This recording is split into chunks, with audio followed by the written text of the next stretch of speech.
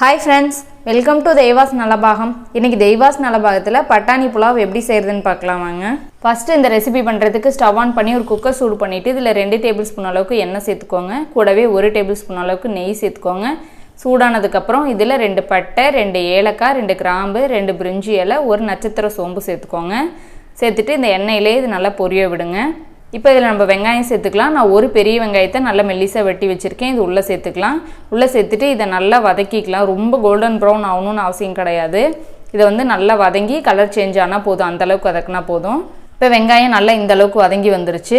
இப்போ இதில் நம்ம மிளகாய் சேர்த்துக்கலாம். காரத்துக்கு நான் 2 வரமிளகாய் கிள்ளி சேர்த்துக்கிறேன். நீங்கள் வந்து இதில் பச்சை மிளகாய் சேர்த்துக்கிட்டிங்கன்னா ரொம்ப சூப்பராக இருக்கும். உங்கள் காரத்துக்கு தகுந்த மாதிரி நீங்கள் வந்து சேர்த்துக்கலாம். இப்போ இதில் இஞ்சி பூண்டு விழுது சேர்த்துக்கலாம். நான் 1 டேபிள் ஸ்பூன் அளவுக்கு இஞ்சி பூண்டு விழுது எடுத்து வச்சுருக்கேன். இது உள்ளே சேர்த்துட்டு இந்த இஞ்சி பூண்டோட பச்சை வாசனை போகிற அளவுக்கு இதை நல்லா வதக்கிக்கலாம். இப்போ இஞ்சி பூண்டோட பச்சை வாசனையெல்லாம் போய் நல்லா வதங்கி வந்துருச்சு.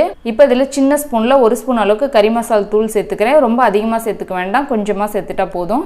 அந்த வாசனைக்காக சேர்த்துட்டு நல்லா கலந்து விட்டுருங்க. இப்போ இதில் பொடியாக நறுக்குன புதினா இலை கொஞ்சம், பொடியாக நறுக்குன மல்லி இலை கொஞ்சம் சேர்த்துட்டு இந்த எண்ணெயிலே நல்லா 1 நிமிஷத்துக்கு வதக்கிக்கலாம்.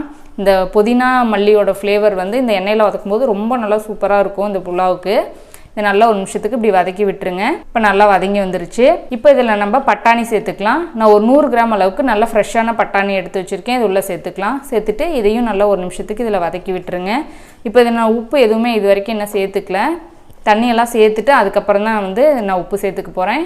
இப்போ நான் 1.5 கப் அளவுக்கு அரிசி எடுத்திருக்கேன். அதுக்கு 3 கப் அளவுக்கு தண்ணி. அதில் நான் 1 கப் வந்து தேங்காய் பால் சேர்த்துக்கிறேன்.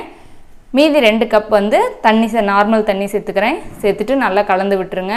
இப்போ இதுக்கு தேவையான அளவுக்கு நம்ம உப்பு சேர்த்துக்கலாம்.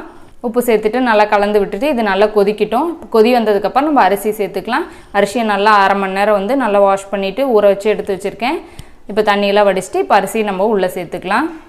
நான் அரிசிக்கு வந்து 1:2 இப்போ தண்ணி வச்சுருக்கேன். இதுவே நீங்கள் பாஸ்மதி அரிசி எடுக்கிற மாதிரி இருந்தால் 1:1.5 தண்ணி வச்சா போதும். இப்போ நல்லா கலந்துட்டு உப்பெல்லாம் நல்லா செக் பண்ணி பார்த்துக்கோங்க. பத்துலேனா ஆட் பண்ணிக்கோங்க. எல்லாம் சேர்த்து நல்லா வந்து கொதிக்க ஆரம்பித்ததுக்கப்புறம் நம்ம வந்து மூடி போட்டுட்டு விசில் போட்டுடலாம். இது நல்லா மிதமான தீயில் வச்சு நல்லா 2 விசில் வச்சு எடுத்துக்கலாம். அவ்வளோதான், ப்ரெஷரில் ரிலீஸ் ஆகிடுச்சு. நம்ம ஓப்பன் பண்ணலாம். அவ்வளோதாங்க, நம்ம சூப்பரான பட்டாணி புலாவ் ரெடி ஆயிடுச்சு. ரொம்ப குயிக்காக செஞ்சிடலாம், ரொம்ப டேஸ்ட்டாகவும் இருக்கும். லஞ்ச் பாக்ஸ் கொடுத்துறதுக்குலாம் ரொம்பவுமே சூப்பராக இருக்கும்.